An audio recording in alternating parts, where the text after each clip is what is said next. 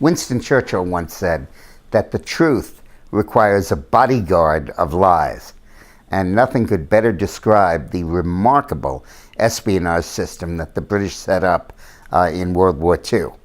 The rudimentary existence of this system and its outlines was released to the public in the 1970s and early 80s.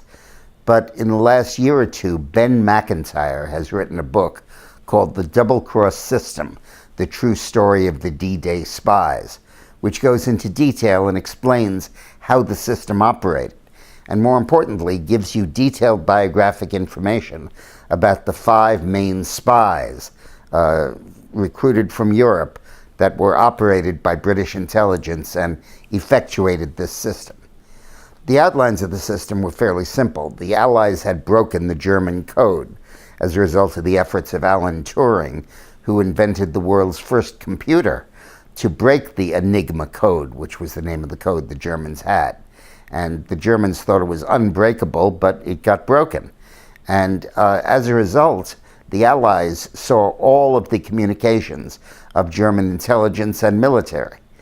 And early in the war, they discovered that they could locate every single German spy in Britain, because he would communicate with intelligence in Germany, and Canaris was the head of it, and they would know he was there, and then they would swoop down and capture him. So there was not a single German spy in Britain who was not controlled by British intelligence. In some cases, the spies were completely made up.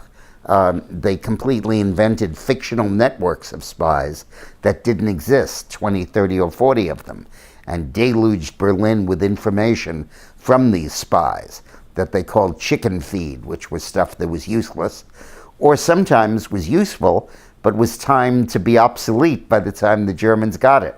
One of the agents the Germans thought they were operating in Britain, who was in fact controlled by British intelligence, sent a warning that the Allies would land in North Africa as opposed to Denmark or Norway or Sicily, which were other possible sites where the Germans had significant military concentrations to ward off possible invasions.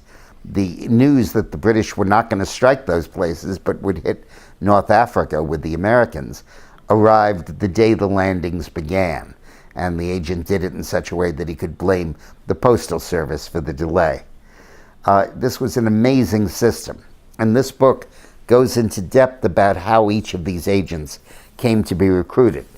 In some cases, they were genuine intelligence agents operating for Britain in France who were arrested by the Gestapo, and then were released by the Gestapo under a promise that they would become double agents and would return to Britain, allegedly as having escaped German custody, and would then operate controlled by the Germans in Britain. Instead, the British made them triple agents, so they would in fact be working for Britain while in Germany, while the Germans thought that they were working for Germany. Others were people that walked in and volunteered to be spies to the British embassy, and they told them to go to the Germans, enlist as a spy, and then come back to the British, and we'll operate you as a double agent. One of the ironies of this is that none of these agents got a salary from British intelligence. In fact, the operation cost nothing. They were all paid by German intelligence. And the German salaries were quite good, and the British let them continue to collect them. The operation cost Britain nothing.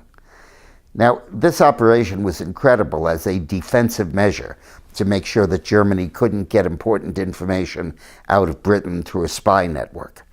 But in the early 1943, the British realized that this could be an offensive weapon, that this system could actually be used to mislead the German military to the Allies' advantage, particularly as they contemplated the need to land in Europe on D-Day. And we'll pick up that story in next week's history video. Thanks for watching.